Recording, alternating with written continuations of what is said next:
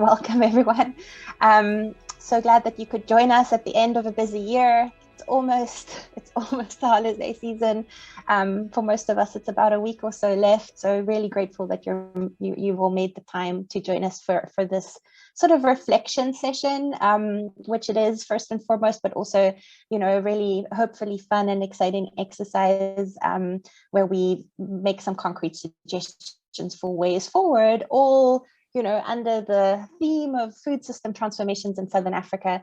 And so to give you a little bit of, I think, context as to why we're here and what this webinar sort of is a part of, essentially it's part of the Southern African Resilience Academy, or SARA, which is an initiative that's funded by the Global Resilience Partnership.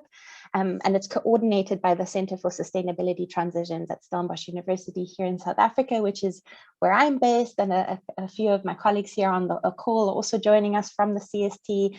And the SARA is also supported, or a lot of the activities that have fallen under the SARA umbrella this year have been supported by other regional partners, like the USAID Resilient Waters Program. I'm very happy to see a few people from that program here as well today. Thank you for joining.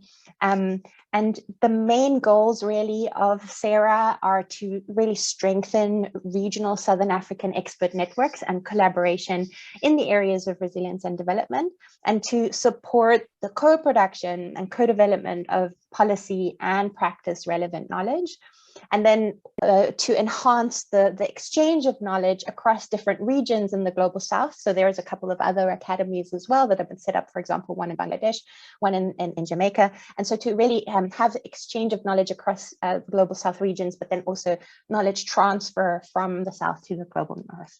So those are the main goals of the Academy's initiative and of the Southern African Resilience Academy.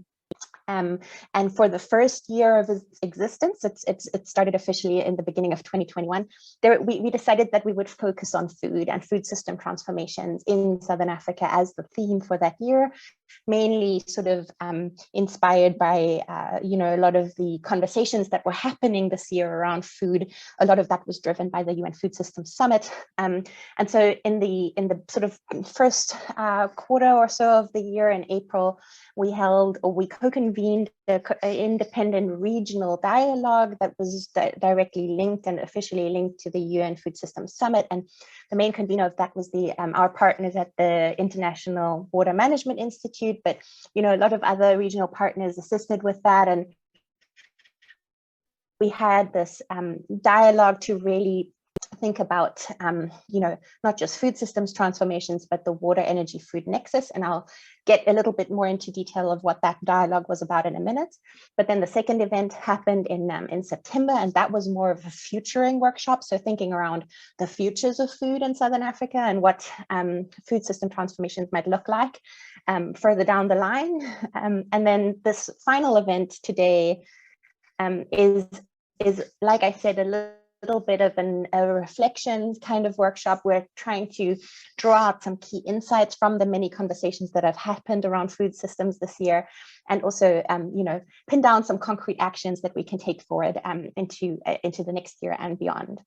And so just to come back to give you a little bit of some key sort of takeaways from that first dialogue that happened in April itself, the topic was managing the water and energy we eat. So advancing WEF Nexus approaches to achieve food system transformations in Southern Africa. And that was, some of the key messages that came out of that process, which was also like a highly facilitated process with breakout groups, etc. And some of the key messages that we were able to distill and pass on to the United Nations Food Systems Summit in preparation for the summit were that, from the Southern African perspective, we really identified this strong need for regional and cross-sectoral coordination and integration, a really important need for data sharing, as well as finding and identifying and sort of scaling up appropriate financing models, as well as the central role of water, and especially in Southern Africa as sort of a semi-arid or arid region, this kind of connection between water and food came out very strongly. And then the Futures of Food workshop, really which happened in September, was then had a couple of different sort of objectives. And initially, I mean, not initially, but its first objective was to enable diverse perspectives about the future of food to come together in a kind of creative, generative process. And then to strengthen the community of practice around food systems in the region, and foster sort of new connections and collaborations among the experts that we had invited. And, you know, that's also obviously part of the bigger objective of SARA. And then to also because this had a futuring focus, it was very much about learning about tools, sharing tools and methods for thinking creatively about the future, you know, getting our hands wet, so to speak, with some of these interesting exercises you can do when you're kind of thinking about the future creatively, and to really strengthen the participants' futures literacy and strategic planning skills. And so then part of that also meant exploring some interesting what if scenarios or questions for the region, and really kind of exploring underlying assumptions and trying to identify also important leverage point in food systems for transformational change. And so I just want to go through some examples of what we did, just to give you a quick idea of the kind of creative tool use that we went through. So we had some fun trying to understand people's perceptions of the future, as in where do they see themselves in terms of being able to influence how the future might turn out, versus whether they're generally more optimistic or pessimistic about the future. We used a thing called a futures wheel to really interrogate the impacts of shocks and disruptors to the food system. And, you know, that was a lot of fun. And then we also used this iceberg model idea to really interrogate underlying assumptions and underlying sort of worldviews and myths and metaphors that really are at the foundation of some of our thinking about food systems.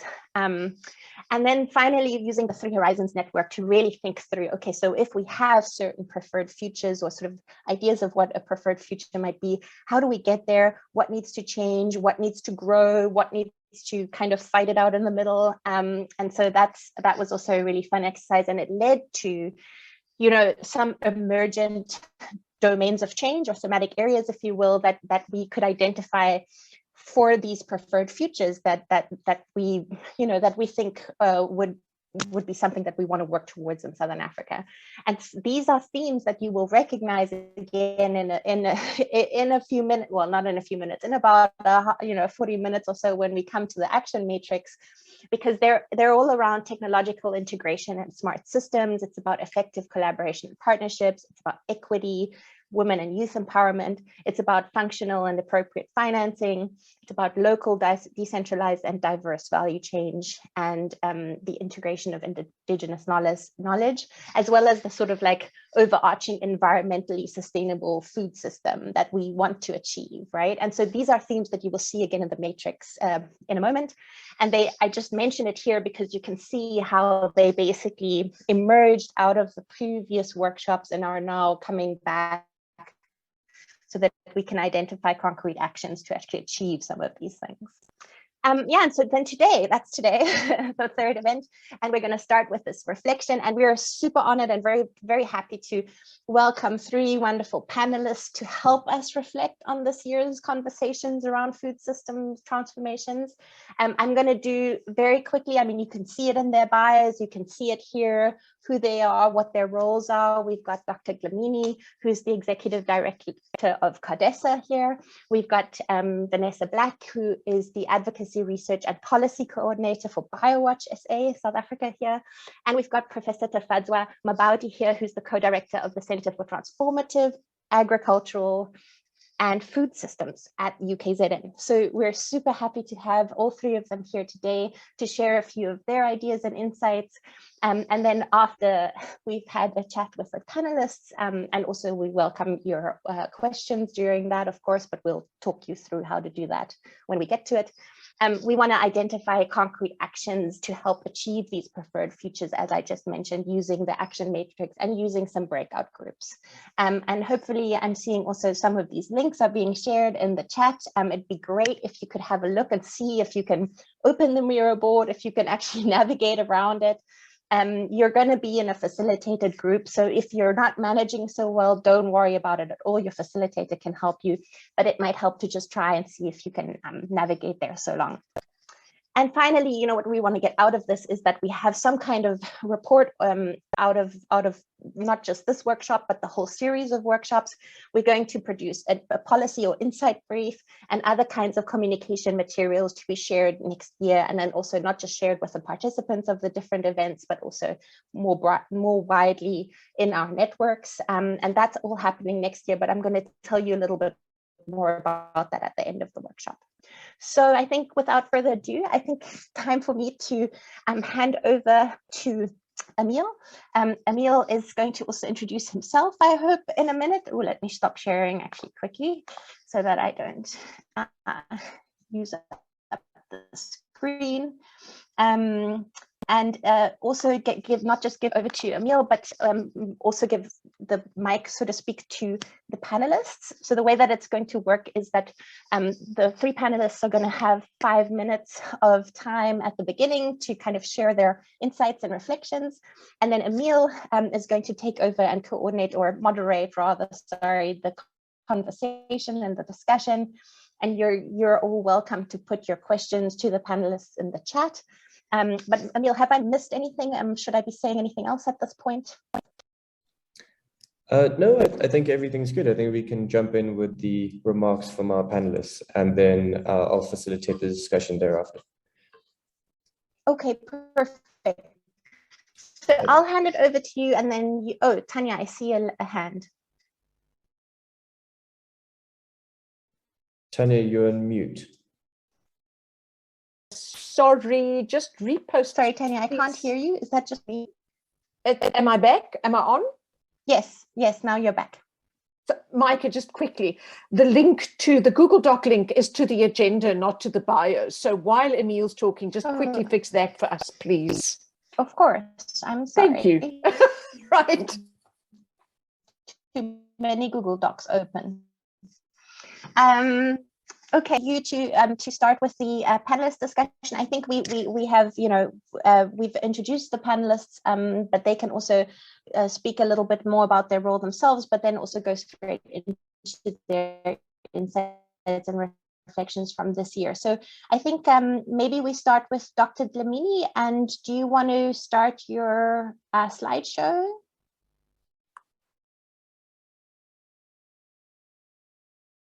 Dr. Dlamini, there we go. Perfect. Yes.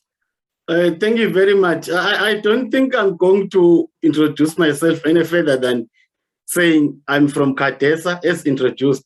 And now 5 minutes is a very short time. I think I have to start right away. I thank all the people present. Yeah, I've got my colleagues as well in the webinar. So let me put it on this mode.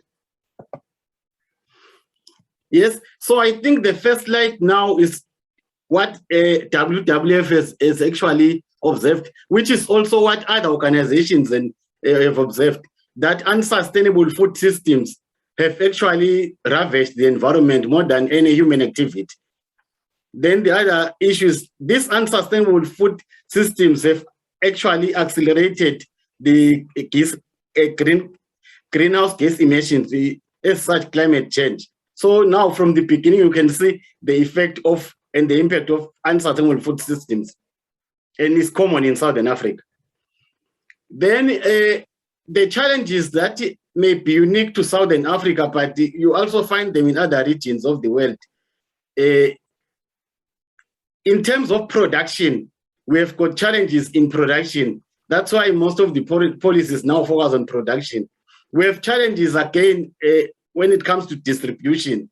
We have challenges again when it comes to consumption, where there is an imbalance between overconsumption and underconsumption and changing consumption.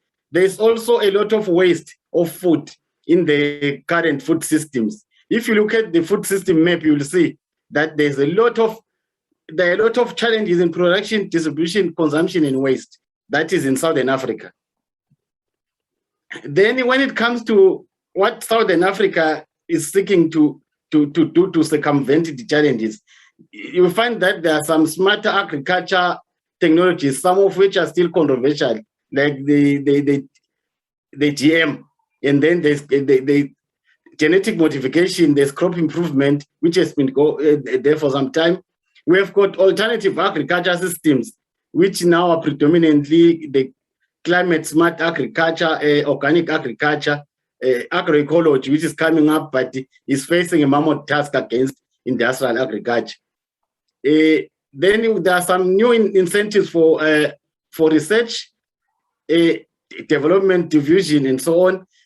That is an opportunity. Then better distribution and storage of food, it's an opportunity. Land reforms, currently most of the SADC member states are working on land reforms because the land tenure and the land ownership and user rights have been fuzzy for a long time, making it very difficult for our food systems to be sustainable.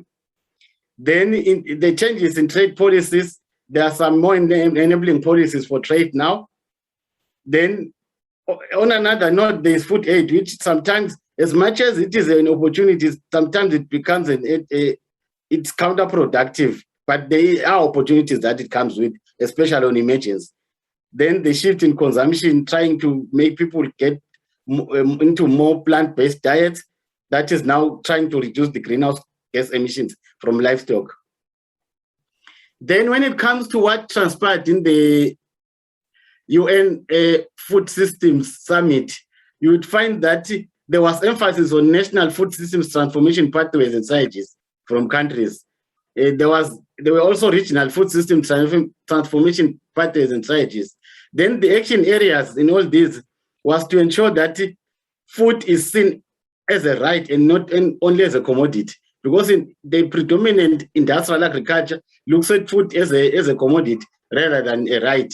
So I think the world is trying to reconcile the two now. Then the other one, what transpired, there are some strategies to actually try to keep overconsumption and underconsumption to balance the scale. Then there is more sustainability now that is being advocated for, which now is, we're going to actually make sure that we reconcile economic sustainability with ecological sustainability. Then in the new Dawn, policies will try to advance equitable livelihoods, looking at supporting as well smallholder farmers over and above these large-scale processors that are always being given much attention. But it transpired in the summit that maybe the national determined contributions processes were not participatory enough, because I think our farmers in Southern Africa, they are not well versed with the NDCs, yet they have a very big role to play there. Then the Food Summit also is trying to promote multi-stakeholder initiatives and knowledge management and monitoring and evaluation. Knowledge management and monitoring and evaluation are almost always missing in our food systems. But then in the summit, it transpired that countries and continents are trying to move towards that. As CADESA, what we've actually experienced, because we're working with 16 SADC member states, these member states resemble, they are reminiscent of a bowl of mixed fruit salad. You deal with them and they are extremely heterogeneous in their food systems. So you can see that there is need for harmonization. Then the policy and institutional arrangements, you find that through SADC or the SADC policies, we're able to convene. We have the convening power to assemble stakeholders and deal with issues of food systems. However, then when it comes to the convergence of stakeholders, it is difficult to have all the key stakeholders on the table at the same time. And now this is counterproductive in the coordination of agricultural research and development in the region. Now, the other nested problem is that within and between SADC member states or countries in Southern Africa, there's a disconnect in agricultural research and development between institutions, between the policies, even within the same country, between the programs, the projects, the initiatives and activities.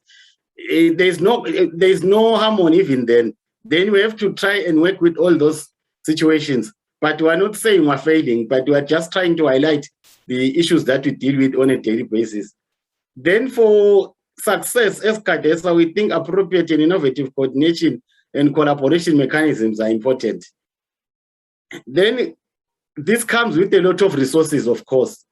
you see that you need human capacity, financial capacity, and physical capacity in terms of infrastructure and equipment for us to be able to convene these stakeholders to coordinate this. Because there are a lot of activities going on, but they need to be coordinated to avoid reputation and waste of resources.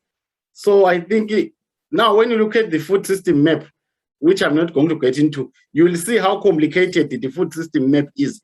Hence, it is difficult to reconcile the economic, the social, and the environmental aspects. I thank you. Vanessa, the floor is yours for your remarks. Hi, good morning, everyone. I'm Vanessa Black from a small NGO based in KZN, and we work with smallholder farmers on the ground and take lessons from that work into the policy environment. So our unique challenges in Southern Africa, I'm sure many of them have been mentioned, but one key for one is not just inequitable access to land and the history we have around land, but also access to other commons. So things like water rights not being attached to land, and even if you get your land, you often don't get the water rights with it, and our extreme water scarcity. And for us also is the fact that in a way we have industrialized very early. So we're quite different from other African countries in our region. And due to the whole process of colonization, so we've got this very big commercial farming sector and industrialized agriculture. And we actually produce enough food. I think the latest figure I could get hold of, our dietary energy supply per capita is 120%. But even so, and having the system, we have shocking food insecurity and 3.8 million undernourished, acutely undernourished people, and I'm sorry, 11.8 million suffering acute food insecurity. So there's a bit of a mismatch. And looking at what's come out of our big policy processes internationally, and we're one of the organizations that's been very critical of the Food Systems Summit, is that we felt that the Food Systems Summit, in the way that it was set up, and the whole way that it was organized, it didn't balance the power of different operators in the food system. And what's concerning is that a lot of the solutions being put forward, so in the Food System Summit, there's a lot of diverse, interesting ideas that came out, but it's not clear how those will have preference over each other and how people will be, or governments will be held accountable because of this focus on public-private partnerships and consortia that commit to do things. And in that, then has been a big influence of corporations. And when you look at some of the policy solutions being put forward from our own government and also coming through to the AU, you can see that influence in the language, in coming back to the Comprehensive Africa Agricultural Development Plan, the focus on AGRA, which civil society has critiqued and showed to be completely failing, yet those kinds of policy things still come into our national policy. So while we have lovely ideas about, yes, we must build on traditional knowledge and we must be inclusive, etc., how do those really come out in the policy process? So we're very concerned, have been very concerned about the UN Food Systems Summit in that, and how it's undermined other international policy spaces like the Committee on World Food Security, which addresses those power relations and allows sectors to engage with it in a self-determined way and to hold governments accountable. In the COP, I think for me, the most encouraging thing has been the Glasgow Declaration on Food and Climate, which has come from cities and local governments, the local government space, and really had some solutions that we would support. And I think it's an interesting space that's often neglected because, as in South Africa, agriculture is a national and a provincial competency, and it's not at local level, but the local, it's the cities and local level that's really grappling with food insecurity on the ground, that's grappling with tensions around access to land and water, grappling with pollution that affects us. And I think for us also then one of the key challenges that we face in this whole water, food, energy nexus is the prioritization of development. So for example, you can put all these nice things in place, but if people don't have access to the commons, and you've also got prioritization of mining that's destroying your land, your water, your sea, now, as we see with the Shell protests. Also, prioritization to things like plantations, sugar, timber that are taking water. So those are all concerns. And yeah, so we'd like to, I think it's grappling with the practicality of how you put the nice things into operation in a context with a policy space that's supporting exports, supporting climate smart agriculture that has that corporate influence around using herbicides, to not till, but still doing all the damaging things that industrial agriculture does. And yeah, subverting what could be a good agenda to more sustainable food systems. The other big elephant in the room, so for us, the big elephant in the room is tackling that corporate power. And then the things like ultra-processed foods, the marketing that pushes people to change diets, and how we're going to tackle that without addressing the power in the food system space. So thank you. I've got the zebra in my face. Thanks so much, Vanessa, and looking forward to unpacking some of those points during the panel discussion itself. Tifadwa, the floor is yours. Thank you very much.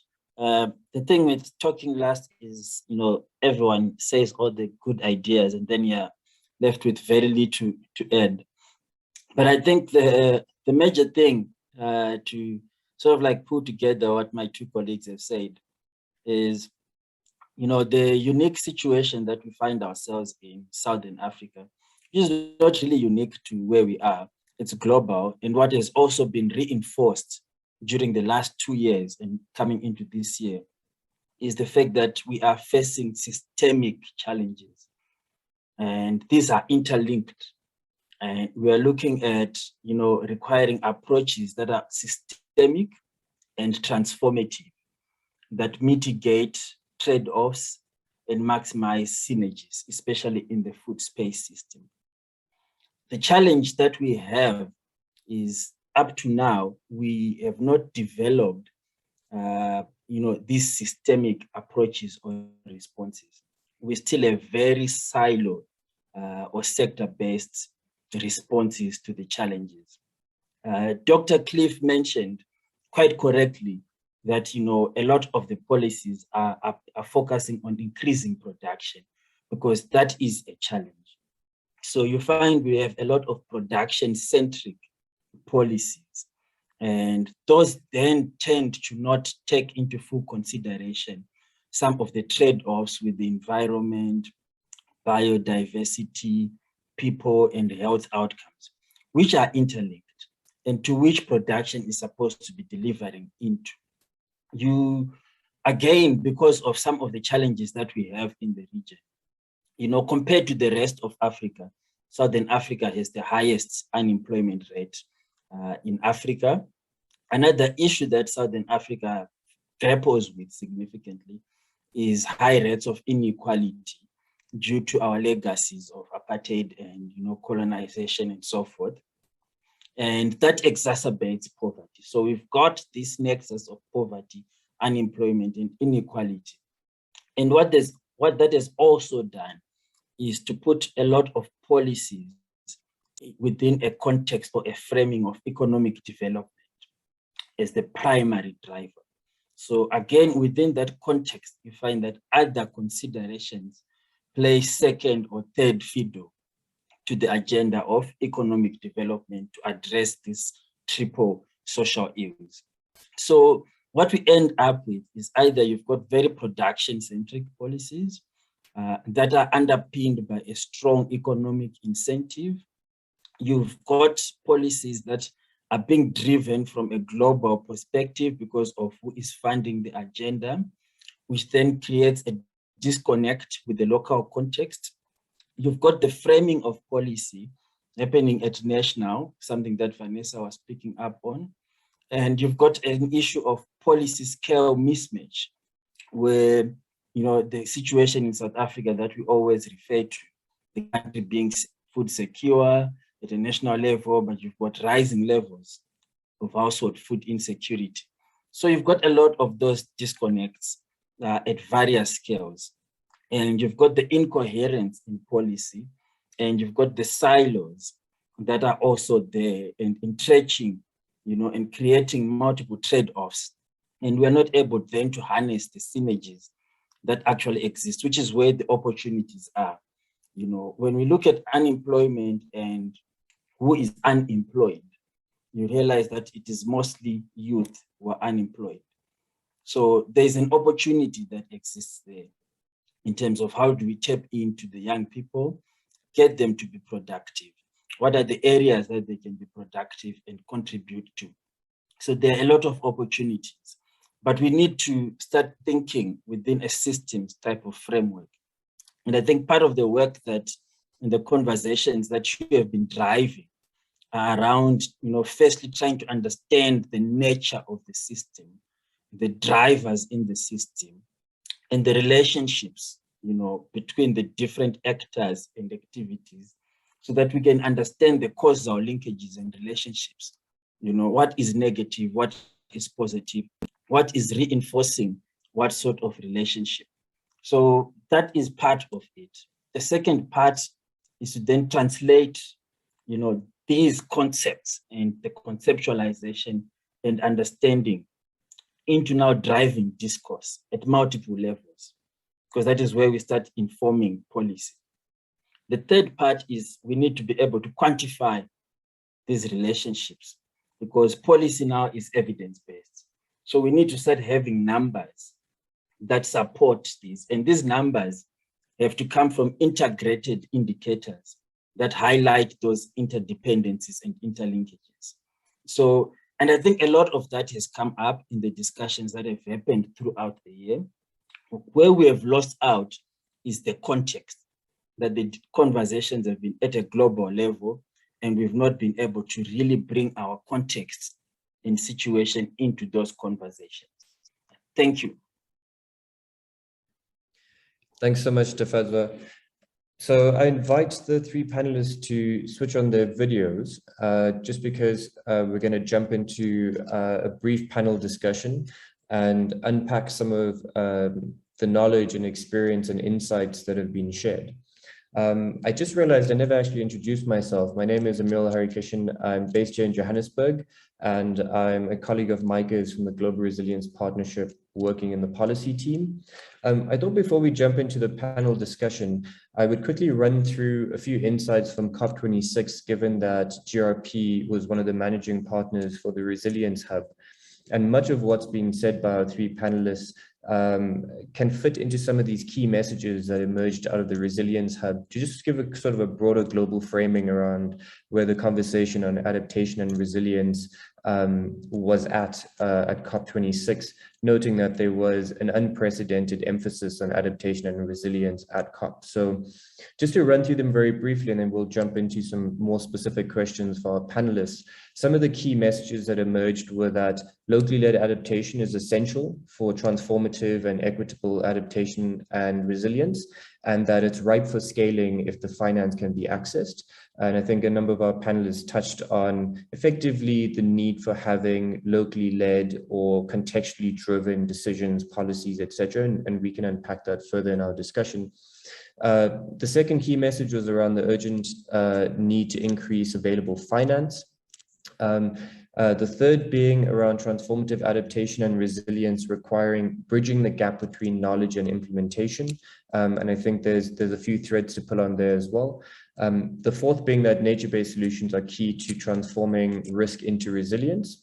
And that the last one then being that we need pragmatic and equitable adaptation and resilience action, which requires women, youth, the disabled, displaced, and Indigenous people at the heart of design and decision-making, including implementation.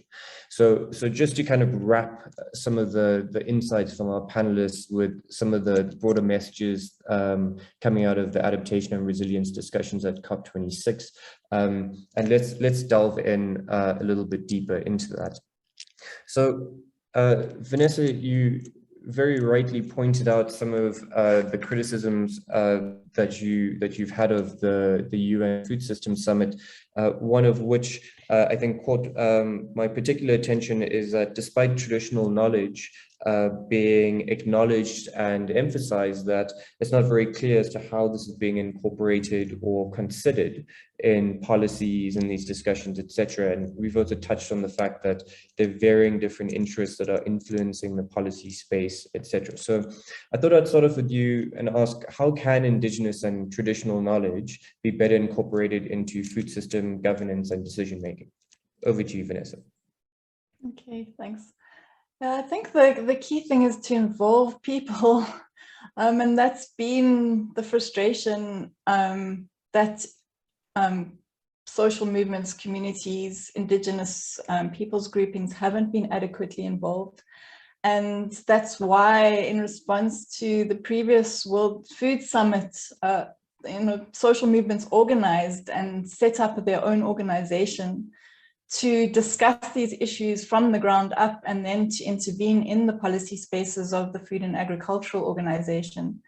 And that's why the outrage around the Food Systems Summit, that kind of circumvented that process, or that established structure that includes all governments and that's multi-stakeholder and not a multilateral space where there's no accountability.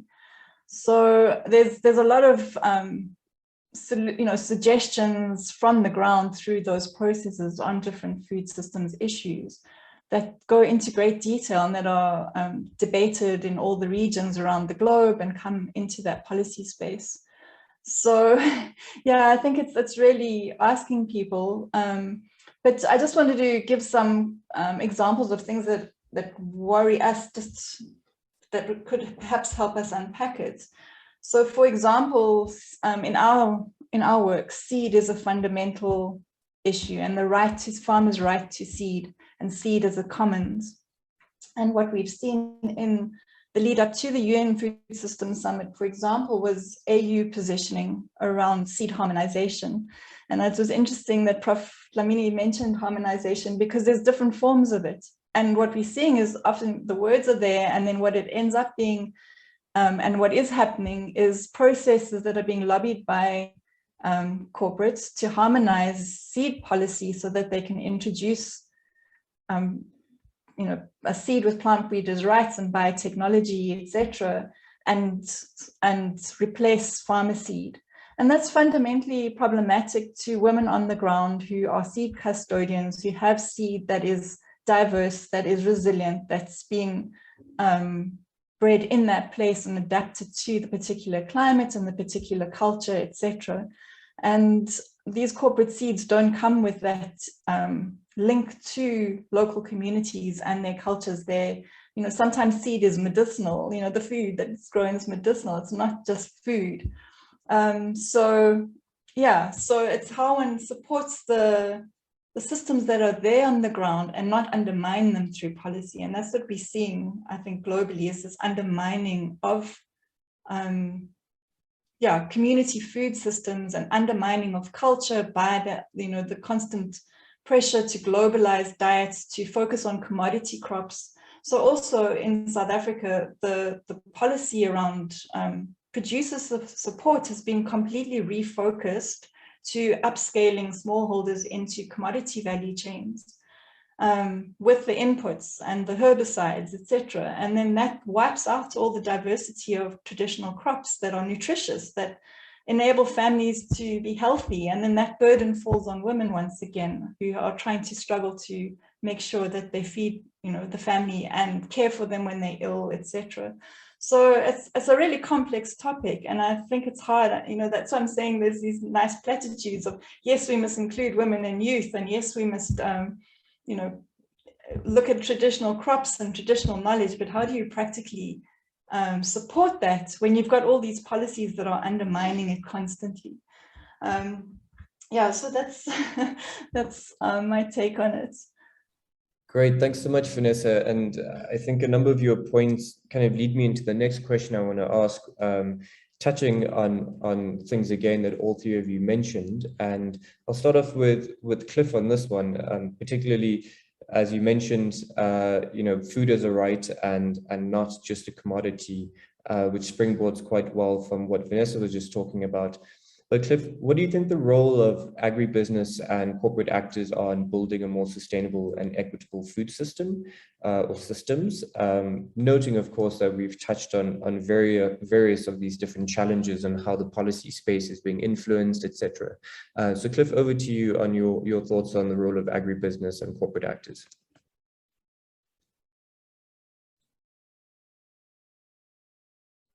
Cliff, you're on mute, unfortunately.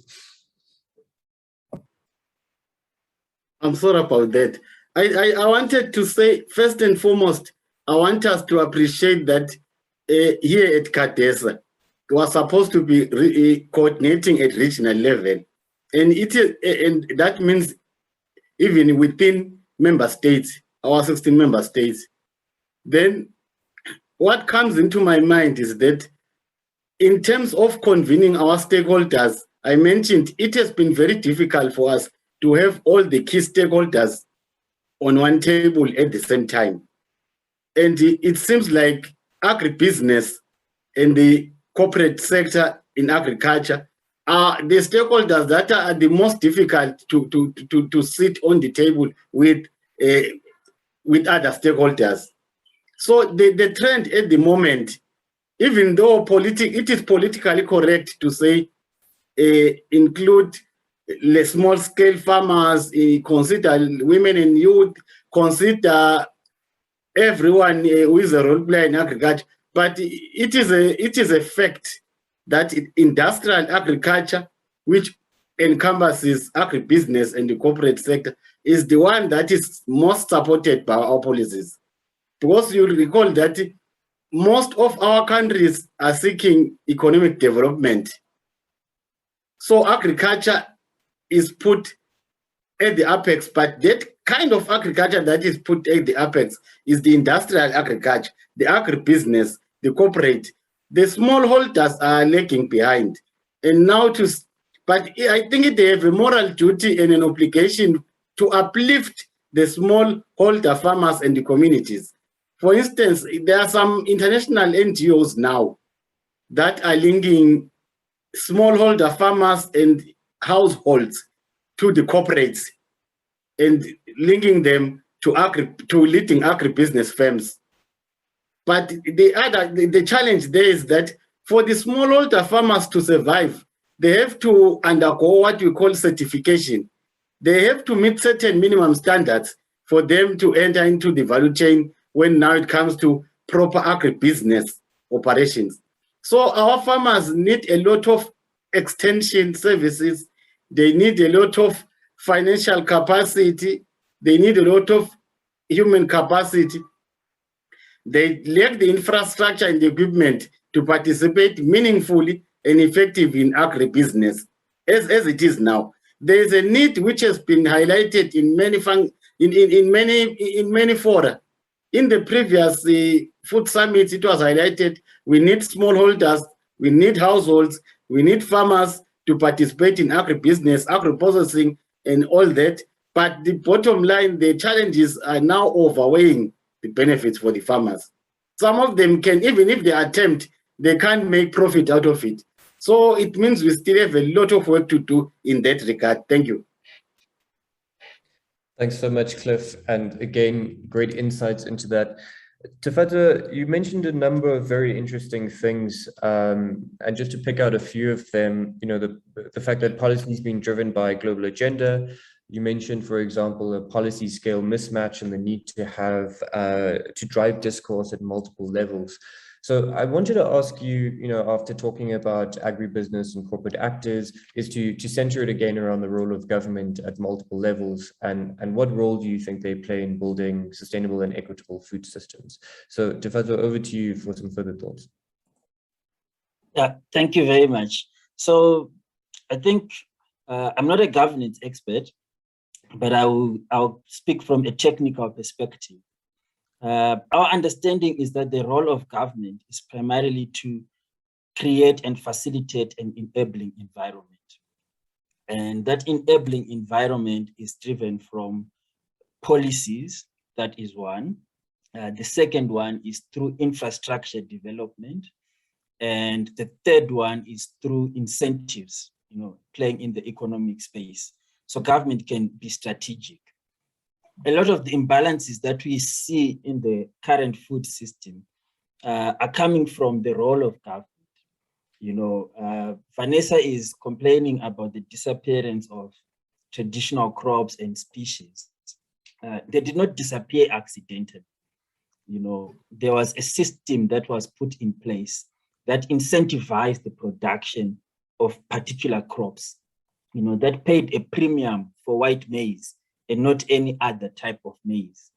And the system was such that you needed to have money to pay for goods and services. So logic dictated that if you want to earn money and be able to survive, you need to grow white maize, which you can sell. There's a market for it. You take, for example, in Zimbabwe, you had the Grain Marketing Board, which was very well decentralized in every district. So the market was accessible. You did not need to travel a long distance to sell your maize. It was right there. And, there was support given, incentives and everything. So that is government, playing a role. Just that in this case, it's a role that with hindsight, then it was celebrated. Now with hindsight, we say it has created instability, in the food system. It is now unbalanced. You've got land degradation and so forth. But similarly, government can play a similar role now in terms of how do we articulate our policies? How do we broaden the policy space to include diversity? So you still look at, the policy imperative in space. And like what Cliff was saying, it's still very much driven from an economic imperative, which then looks at, the probability of success. And industrial agriculture offers a high probability of success over the other types of agriculture. There's also very little evidence coming in from the alternatives to really justify them as viable alternatives. So from our side as researchers, we have a role to generate sufficient evidence at the appropriate scales to be able to meaningfully influence policy. That is, where we come in as researchers, driving the science policy interface. The other part where government can influence things is in terms of strategic infrastructure development. And again, this is where we have to start thinking around multi-purpose or multi-use infrastructure. And, again, cutting across the existing silos. So you find again in the region, you've got a lot of dams that are lying idle. And you've got a lot of farmers who are failing to irrigate, or people who don't have access to water, or they're lacking energy. But there's a dam sitting nearby, but it was built maybe just for one purpose, maybe domestic water supply. So now they can't use it to irrigate, and they can't use it to generate energy, which makes the whole thing unsustainable.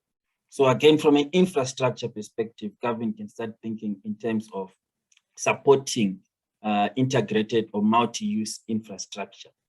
And then from a social perspective, we talk about wanting a behavioral change in terms of sustainable diets and those sort of things. We've had the sugar tax in South Africa, and now we've got smaller cans of Coca-Cola than when I first came here, and so forth. So those are policy instruments that are shifting. I used to have a 340 ml can of Coke with so much sugar. Now it's gone down and so forth. So government can start incentivizing several things through policy again, so they can incentivize the market for diversity of crops, through supporting them, through integrating them, and through developing norms and standards. What Cliff was mentioning, that smallholder farmers require certification and so forth, it's because we are trying to make them comply into a particular system that was never designed for them or with them in mind. But there's nothing that stops us from creating new systems that are created and developed specifically with them in mind. So those are the things that government can play a role in driving and institutionalizing them. That is the other part, that they then need to be institutionalized and then sustained that way. Those are just my thoughts from a technical perspective. Thanks, Tefadzwa. You said you're not a governance expert, but I think you have a lot of insight into the policy and governance space. So thank you for those thoughts. We're pretty much out of time, but before we move on to the next part of this this webinar or this meeting, I thought I'd just give an opportunity for any of the panelists to give a very brief kind of 15 to 20 second last thoughts before we move on. Vanessa, Cliff, Tefadzwa, would any of you like to make any final remarks before we move on?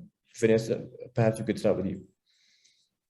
Okay, yeah, I think there's been very interesting conversations, and really to ask ourselves how we can differentiate in different contexts between regulations, like Tefadzwa mentioned, because smallholders are now excluded because they have regs that apply to international export instead of local markets. So what do we need for local markets, and how must that be differentiated? And I think also in things like the school feeding scheme, which haven't really taken off because of the way that they're structured, and the food not coming from local, the local producers to the local schools. So we've got the good ideas, but then the nitty-gritties need to be sorted out more appropriately. And then just thinking about financing as well, like what do we fund? Because I think a big gap is appropriate technology. So a lot of the policy focus is now on big infrastructure, big agri-processing, and then how do you get everyone to come to this big agri-processing plant aimed at exporting commodities, instead of looking at diverse crops and very localized, appropriate technology that people can be in control of. So we finance the wrong things. And often we also, having had a short experience trying to work in local government a bit, it's much easier when you draw up a budget and you assessed on your spending to say we bought 10 water tanks. It's very difficult to motivate for funds for learning, for knowledge sharing, for farmer to farmer exchange, because it's harder to quantify. So I think those are some of the things we get trapped in the way that we frame our finance and our policy. Thanks. Great. Thanks for those final remarks. Cliff, any brief final remarks from you before we move on to the next part of the program? Thank you. I'm a very strong advocate, and I think even Kadesa is. I'm a strong advocate of the democratization of science, technology, and innovation. It has to be democratized now, because that is when you'll have all the stakeholders have a say, even on issues of science. Scientists have to link directly with farmers. They have to link directly with academia, link directly with government, and link directly with the regional economic centers or communities. So I think the convergence of all stakeholders in a democratic platform to share knowledge and information is critical. Thank you. Thank you so much to our panelists. Tefadzwa, unfortunately, we need to push on to the next part of it, but I do encourage the participants to still ask our panelists questions, and our panelists feel free to answer any of the questions in the chat. Micah, back over to you.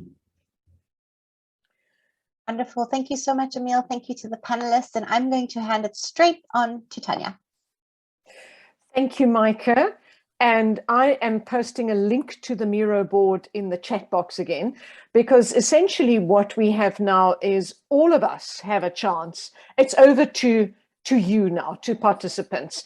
We have 15 minutes to share what we think can be done. And I'm going to share my screen just very quickly.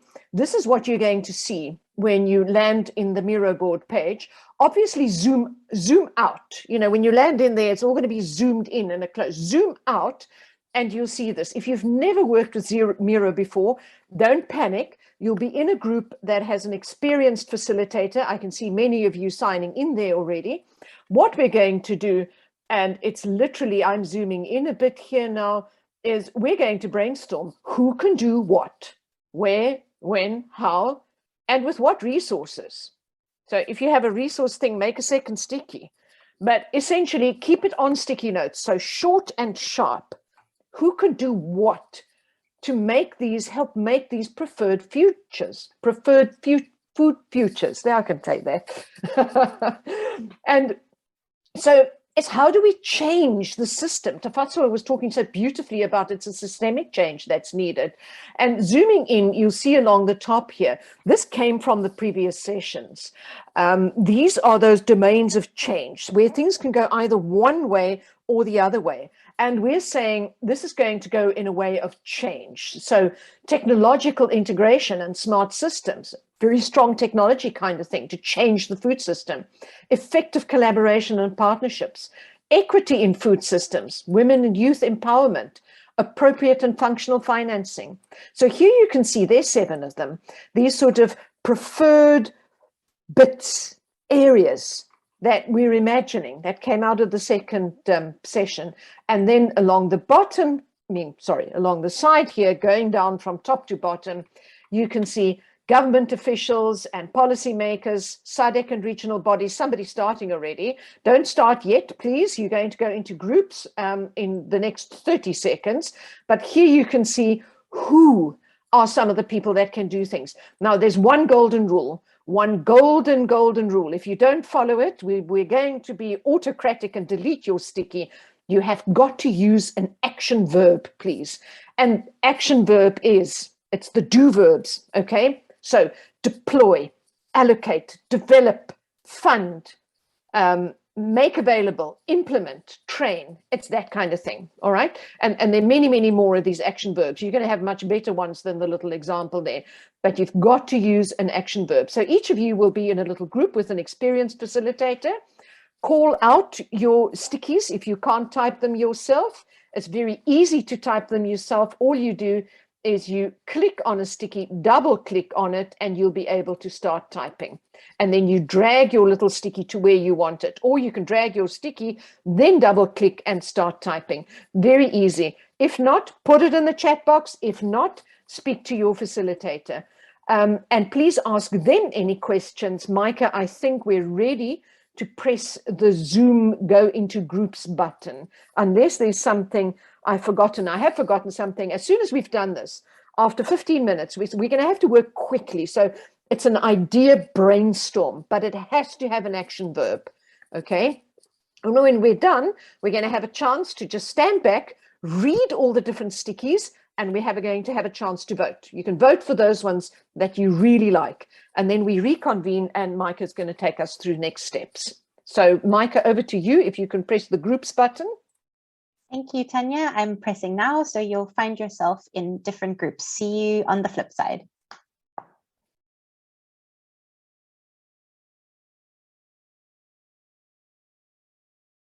Okay, I'm going to share my screen and just run you through the last sort of information on what's going to happen next. Please also, Tanya, can I get a thumbs up if you can see the screen? Okay, perfect. So yeah, I think I mentioned before that we're going to be collecting all of this input, and as well as, you know, the input from previous sessions, and have a synthesis across the series of SARA events. So I'm very excited about that, and we'll be sharing those outcomes with you early next year. We'll also be individually following up with some participants to get some key reflections, and also, you know, to learn about how this process was run and what we can do better next time. And like I said, that'll all be put into a report and some kind of an insight brief and other comms materials, which we'll let you know about early next year. And so the next phase of SARA then goes into, you know, moving a little bit, not away from, but broadening our scope and our focus beyond food.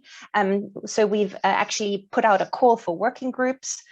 on building equitable resilience in Southern Africa. And in a second, I will put the link to that call in the chat, or you can just email me about it, which is basically, you know, encouraging people who are interested in the very general and broad theme of building equitable resilience in Southern Africa to think about how, you know, what could a working group look like that synthesizes knowledge across a certain topic within that broad umbrella theme.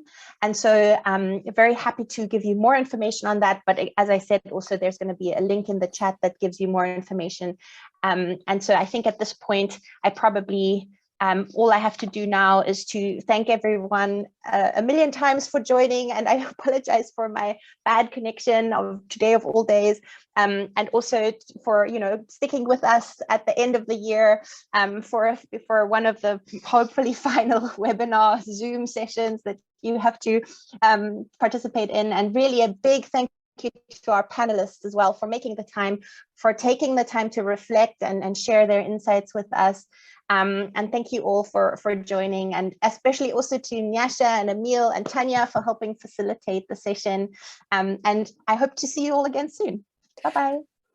And Micah, everybody can put their cameras on and wave goodbye to everybody else just for that little human touch at the end.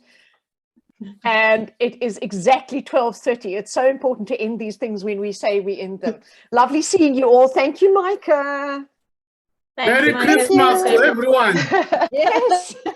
Merry Christmas.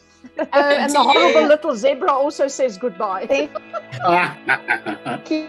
Bye. Thank you, everyone.